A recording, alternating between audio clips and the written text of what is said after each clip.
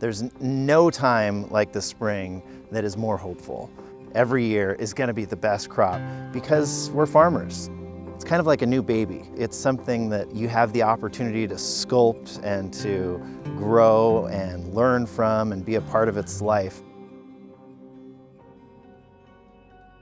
It's an amazing thing that we get to grow fruit in a climate that has seasons that reduce disease pressure in the winter because of the cold weather.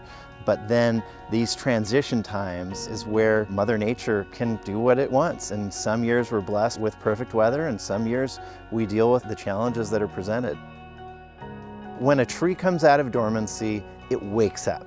After the first shoots and the first leaves come out, we're trying our hardest to keep the blossoms alive and protected from the frost. We're trying to get the bees out there at just the right time. We're hoping that everything gets pollinized properly so that each little flower can turn into a beautiful piece of fruit. And that's when we're getting a sense of how big of a crop it's going to be for that year. That's when we're getting a sense of our first indications of the timing of the crop and important things that we need to know to get the fruit to market eventually.